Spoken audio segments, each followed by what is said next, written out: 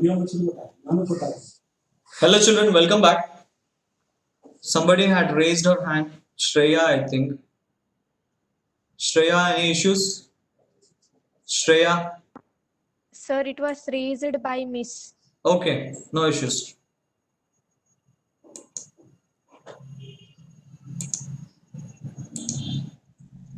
If it is by mistake, no problem. Let us continue. Hope there is no doubt in the previous stanzas. I am moving on to the last stanza of this poem. That is the fifth stanza. Let me read out. A wave of the seas she had never seen came to her from far away. She went away and carried her to him. She went away beyond Hume's words, beyond the legends and fables of human love. Before getting into the stanza, let us look at the words of Hume's. Hume's words, it's in the glossary. Look at that. Hume's words, they certainly pair for life. Who are certainly pair for life? The male and female sarus cranes, or the sarus cranes are certainly pair for life and probably exhibit great grief for their male, keeping for weeks at times about the locality where their partner was killed and calling constantly. I have actually known the widowed bird to pine away and die. These are Hume's words taken from The Game Birds of India, Burma and Ceylon, 1881. Let's come back. A wave of the seas she had never seen came to her from far away. Here, a wave of seas means what? The female sarus crane, when it was very sad, when it was with sad feeling, when it had lost its when she had lost her male partner,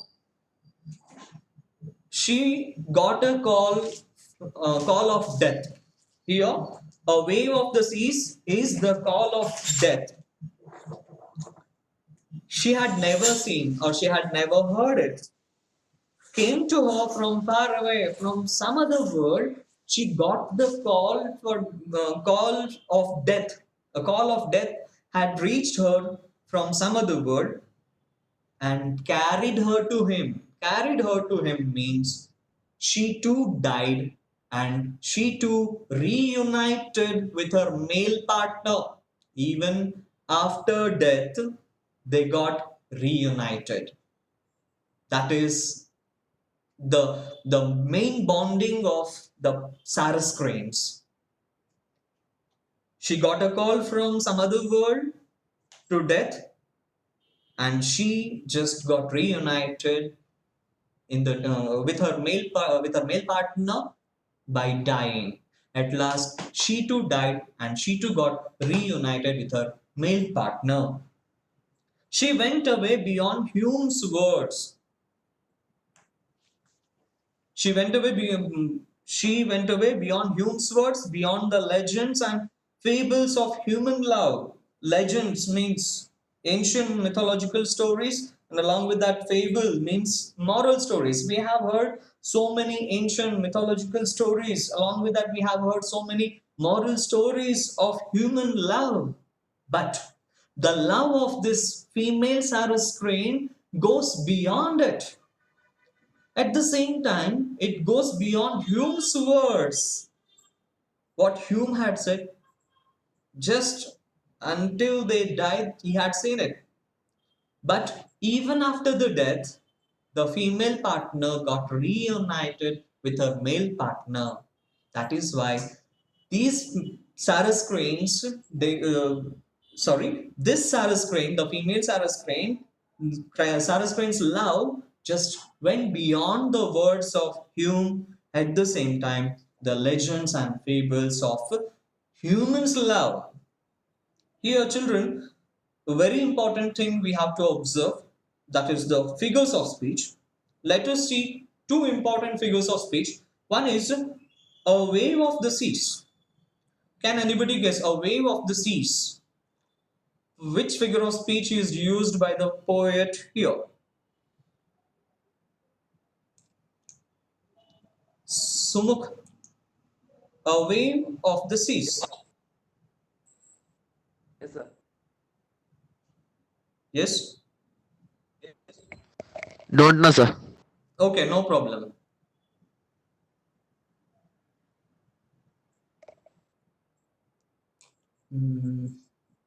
Preeti, can you guess? Preeti? So it's metaphor. Yes, exactly. That is a metaphor. How have you guessed that that is a metaphor? How have you guessed it, Preeti?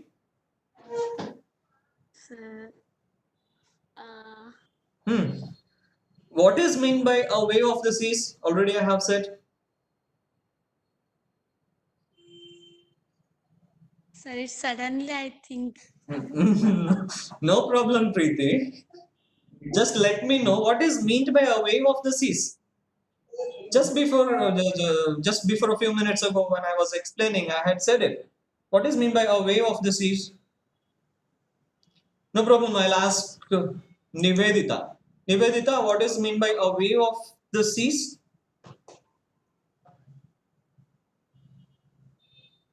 Nivedita. Sir, Yes, Nivedita, are you there?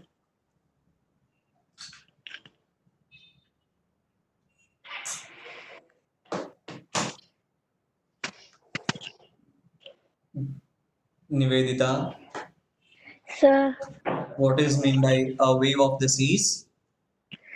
sir, I can't hear properly. Okay, no problem. Just download this video and learn it later. I'll move on with Neha R. Neha R, are you there? Neha R. Neha R.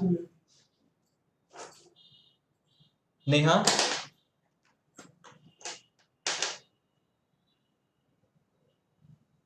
Neha, am I audible?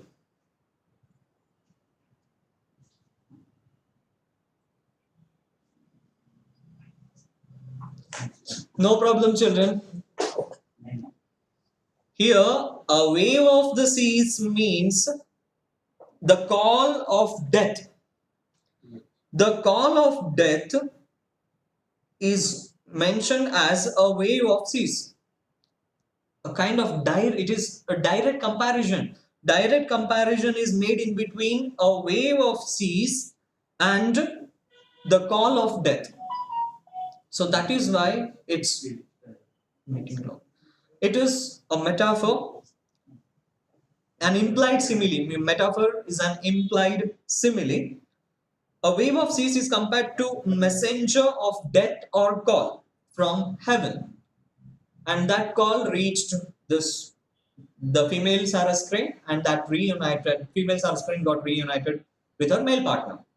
And one more figure of speech which we will find there, that is, just take the whole sentence, just underline, children. There are only 39 participants today. I don't know why. Underline the statement, a wave of the seas she had never seen came to her from far away. A wave of the seas she had never seen came to her from far away. If you take this whole sentence without breaking, if you take the whole sentence from a wave of the seas she had never seen came to her from far away, so up to there, far away, the figure of speech is euphemism. What is meant by euphemism? Euphemism is a figure of speech, is a mild or indirect word or expression, an indirect word or an expression substituted for one considered to be too harsh when referring to something unpleasant. Here, the death of the female sarus crane was an unpleasant thing. The writer, so the poet here, he by making this statement so mild, He just says a wave of the seas she had never seen. Who had never seen? The bird, the female saristine, sorry, the female saristine had never seen, came to her from far away. He made it mild with the help of euphemism. Euphemistically, the poet says a wave of the seas, or the call from the heaven, the call of death, reached the female partner and came to her from far away. From far away, it reached the female sarus crane. For example, uh, if you want to mention an old person, if you by going before him, if you call him an old person, he feels sad. To make that feeling so mild, you can use another phrase, that is senior citizen. But with the help of senior citizen, if you call him senior citizen euphemistically, he feels happy. He becomes mild. He doesn't worry, right? So that is about euphemism. Here, the poem ends. There was a male partner. There was a male Saraswati was very proud. He was flying so high with a proud feeling. He wanted to pull out the reluctant sun or the unwilling sun from the edge of the horizon or from the skyline, and such proud neck was humbled or killed by the hunters. And then the female partner, she reached the place where it was shot dead, where the male Sarus crane was shot dead. And later, the hunters, what did they do? They took it, they picked up hands and jaws, the famous male Sarus crane, and they put that into the bag, like keeping dirty linen in that coarse washing bag. After that, this female Sarus crane, she circled the sky in a graceful movement over her partner's disgraceful end. Male partner's end was so disgraceful. The callousness of the hunters can be seen here. After that, this bird, she returned to the death. At the same time, those hunters too, they moved far away from there. Her sadness, her grief was transmitted or sent to the other world like Morse code, like a symbolic language. And later on, she found a few feathers which were fallen on the ground. She sat on it to hatch. She wanted to bring back her male partner into life. Because of agony and despair, she did this. By being agony, with the feelings of agony and despair, she did this. She sat on it to hatch, and she wanted to bring back the male partner into life. Was she successful? No. At last, she got the call from some other world, and she too reunited with her male partner. That is the love or the bonding of the Sarus cranes. And she went beyond the human's words. At the same time, she went beyond the legends and the fables, the short stories, whatever we have heard of about human love. She went beyond that. I hope I'm clear. If any doubts, you can raise your hands.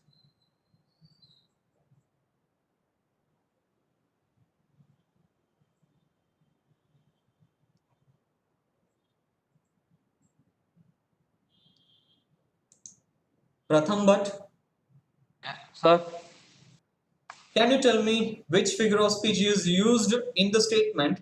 A wave of the seas she had never seen came to her from far away. defy me.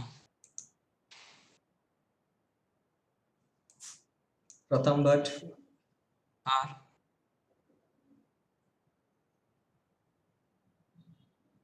are you there? sir, not clear voices. Voice is not clear.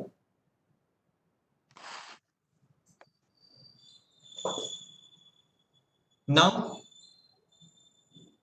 Sir, my network issue. Oh, okay, thank you.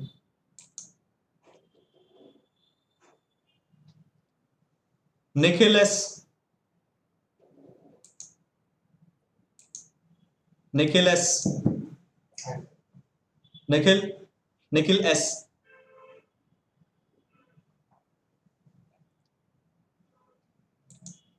So, 12 time. 12 o'clock. Okay. Fine, children. The figure of speech used over there, that is euphemism in the sentence. A wave of the seas she had never seen came to her from far away. If you take only a wave of the seas, that is a metaphor. Okay, children, thank you so much for being so patient. See you in the next class. Till then, take care. Bye bye.